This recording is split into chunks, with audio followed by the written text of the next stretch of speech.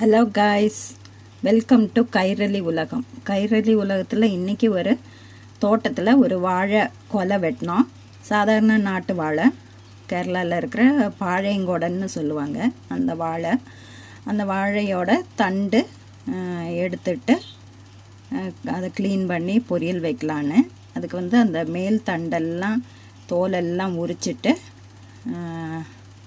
நடுவில் இருக்கிற நல்ல போர்ஷன்ஸை தானே நம்ம பொரியலுக்கு எடுப்போம், சமையலுக்கு எடுப்போம்.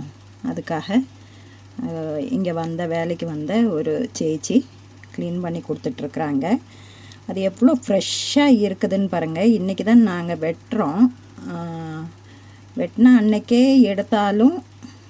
எடுத்து கறி வச்சா அன்றைக்கே பொரியல் வச்சா நல்லது. பாருங்க எவ்வளோ ஃப்ரெஷ்ஷாக இருக்குது. அது கடவுளுடைய படைப்பு, நேச்சுரல் ஃப்ரிட்ஜுன்னு சொல்லலாம்ல.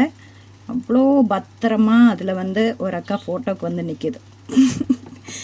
அப்போ நேச்சுரல் சூப்பராக எடுத்துட்டாங்க. நேச்சுரல் ஃப்ரிட்ஜுன்னு சொல்லலாம்ல.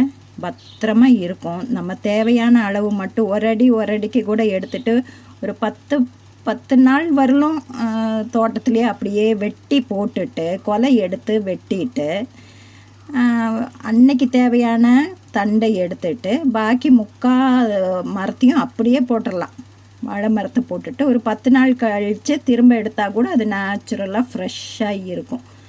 இது நம்மளோட ஃப்ரிட்ஜில் வச்சா கூட அது கருப்பாயிரும், கெட்டு போயிடும், ஒரு மாதிரி ஆயிரும், வாடி போயிடும். ஆனால் இது பாருங்கள் எவ்வளோ அழகாக இருக்குது, நல்லா ஃப்ரெஷ்ஷாக இருக்குது பாருங்கள். அதே மாதிரி சுவையாகவும் இருக்கும்.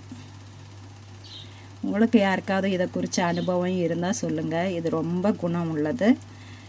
நன்றி, வணக்கம்.